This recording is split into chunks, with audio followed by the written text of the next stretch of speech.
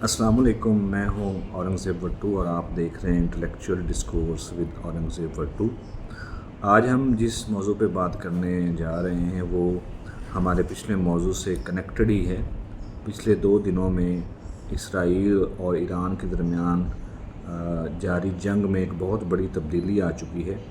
और अमेरिका जो एक लंबे अरसे से ईरान को धमकियाँ देता आ रहा था और मुज़ाकरात की मेज़ पर ज़बरदस्ती लाने की बात करता आ रहा था, वो भी इस जंग में शामिल हो गया है। अमेरिका के इस जंग में शामिल होने के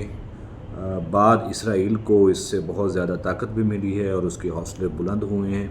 और ईरान में मौजूद हुकूमत के जो नाकदीन हैं वो इस हवाले से काफ़ी पुरजोश दिखाई देते हैं कि जल्द ही ईरान में हुकूमत का ख़ात्मा हो जाएगा। ईरान में हुकूमत का ख़ात्मा किस लिए ज़रूरी है, इसकी भी एक तारीख़ी अहमियत है। 1979 से कबल जब ईरान पे शाह ईरान की हुकूमत थी तो शाह ईरान मगरिब के बहुत ज़्यादा करीब समझे जाते थे। उन्हें अमेरिका का फ्रंट मैन समझा जाता था मिडल ईस्ट में और वो अमेरिकी पॉलिसियों के ताबे ही अपने मुल्क की पॉलिसियाँ भी बनाते थे। अमेरिका ईरान में इस कदर इन्वॉल्व था, जब 1950s में सोशलिस्ट प्राइम मिनिस्टर मुसद्दिक ने वहाँ पे तेल के कुओं को नेशनलाइज करने की बात की तो अमेरिका ने उसकी हुकूमत को गिराया और शाह के साथ अपने जो ताल्लुकात थे उनको मज़ीद मजबूत बनाया। शाह ईरान के तख्ता उल्टने के बाद जब यहाँ पे एक मजहबी इस्लामी हुकूमत कायम हो गई तो उसके बाद ईरान और अमेरिका के दरमियान ताल्लुकात जो वो दुश्मनी की और मुखालफत की सूरत इख्तियार कर गए। 1979 से लेकर अब तक अमेरिका और ईरान एक दूसरे को अपना बदतरीन दुश्मन समझते हैं और इसी तरह इसराइल भी ईरान को अपने लिए बहुत बड़ा ख़तरा समझता आया है। मिडल ईस्ट में होने वाली पॉलिटिक्स, वहाँ होने वाली बेशुमार तब्दीलियाँ जिसमें सऊदी अरब, ईरान, मिस्र, इसराइल ये मेजर प्लेयर्स हैं, उन सारी तब्दीलियों के पीछे भी शायद 1979 का जो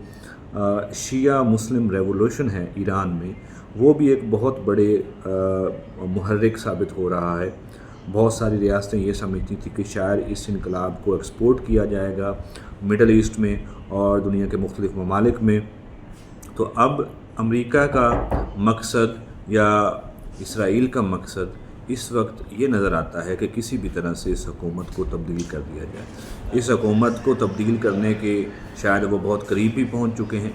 क्योंकि ईरान के ऊपर अमेरिका का जो हमला है उसके बाद सूरत हाल मुकम्मल तौर पर बदलती नज़र आती है। लेकिन इस मौके पर जिस मुल्क का रोल बहुत ज़्यादा अहमियत इख्तियार कर गया है वो अमेरिका का दुश्मन और ईरान का मददगार मुल्क रशिया है।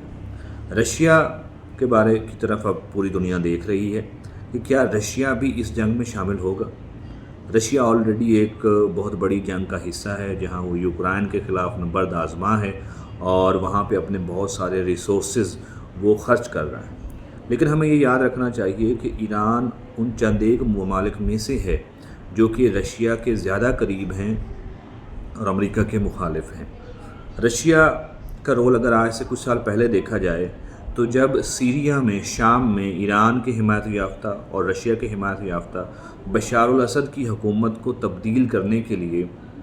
शाम में अमेरिका और इसके इत्तेहादियों की तरफ से एक ऑपरेशन किया जा रहा था, वहाँ बगावत भी हो रही थी और शदीद लड़ाई जारी थी, उस वक्त व्लादिमीर पुतिन ने अपने फ़ौजियों को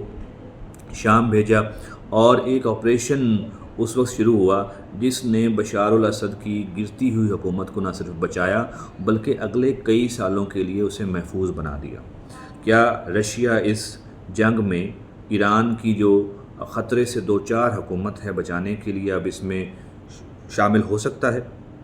और अगर रशिया इस जंग का हिस्सा बनता है तो उसके मुज़म्मरात क्या होंगे? अगर रशिया इस जंग का हिस्सा बनता है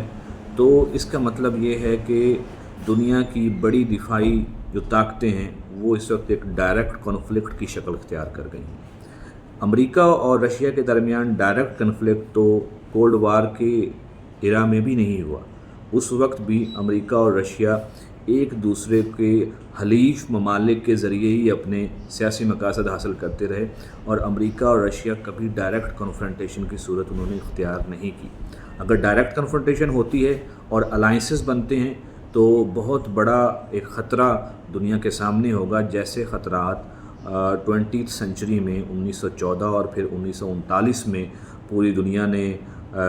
اس وقت محسوس کیے، اور پوری دنیا میں جس قدر تباہی ہوئی وہ بھی ان الائنسز کی وجہ سے ہی ہوئی۔ 1940 میں ہونے والی جو جنگ ہے 1914 سے لے کے اگلے 4 سال جاری رہی، اس میں بھی 2 طرح کے الائنسز بنے تھے، اس میں جرمنی اور آٹومن امپائر ایک طرف تھے جبکہ دوسری طرف انگلینڈ لیڈ کر رہا تھا۔ اسی طرح دوسری جنگ عظیم میں بھی ایسے ہی الائنسز بنے تھے جنہوں نے پوری دنیا کو تباہی اور بربادی سے دوچار کیا۔ امریکہ کی اس جنگ میں انٹری اور رشیا اگر جوابی طور پر اس جنگ میں شامل ہوتا ہے تو یہ نہ صرف پورے خطے کو، مڈل ایسٹ کو، بلکہ پوری دنیا کو ناقابل یقین تباہی سے دوچار کر سکتے ہیں، کیونکہ آج کی جو ٹیکنالوجی ہے، آج کی جو جنگی ساز و سامان ہے، ظاہر ہے وہ 100 سال پہلے کے جنگی ساز و سامان سے کہیں زیادہ مہلک ہے اور کہیں زیادہ جان لیوا ثابت ہو سکتا ہے۔ رشیا ایک ایسا ملک ہے جس کے پاس پوری دنیا میں سب سے زیادہ نیوکلیئر ہتھیار موجود ہیں اور یہ ہزاروں کی تعداد میں ہیں۔ اسی طرح امریکہ دوسرے نمبر پہ ہے نیوکلیئر ہتھیاروں کے حوالے سے۔ اگر یہ جنگ 1945 کی طرح کسی نیوکلیئر اٹیک کی وجہ بنتی ہے تو ظاہر ہے وہ انسانیت کے لیے بہت بڑا سانحہ ثابت ہوگی، جس میں لاکھوں کروڑوں لوگوں کی جانیں جا سکتی ہیں۔ امریکہ کا ایران پر حملہ اس حکومت کی تبدیلی کے لیے، یہ مڈل ایسٹ کے لیے اور پوری دنیا کے لیے ایک خطرے کی گھنٹی ہے، اور امن چاہنے والی جو ریاستیں ہیں یا جو امن چاہنے والے گروپس ہیں، ان کی یہی کوشش ہونی چاہیے کہ وہ اس پیغام کو عام کریں کہ یہ جنگ کسی نہ کسی طرح سے ٹالی جا سکے۔ لیکن جیسا کہ پہلے ہوتا آیا ہے، جو بڑی طاقتیں ہیں وہ نہ تو کسی امن کے پیغام کی بات سنتی ہیں، نہ کسی سوشل یا پولیٹیکل پریشر کی بات سنتی ہیں، بلکہ وہ صرف ایک ہی بات سنتی ہیں، وہ ہے طاقت کی زبان۔ 1939 میں جب ہٹلر نے پولینڈ پہ اٹیک کیا اور وہ جنگ شروع ہوئی تو کسی کے وہم و گمان میں بھی نہیں تھا کہ یہ جنگ اتنی لمبی ہو جائے گی کہ 6 سال تک کروڑوں لوگوں کی جان لے گی، پورا یورپ برباد ہو جائے گا، رشیا تباہ ہو جائے گا، پوری دنیا کی اکانومی برباد ہو جائے گی۔ اسی طرح فلسطین سے شروع ہونے والا یہ تنازع جو ہے یہ اب خطرناک صورت اختیار کرتا جا رہا ہے۔ اگر خامنہ ای کی حکومت، جیسا کہ ان کو بھی اندازہ ہو گیا ہے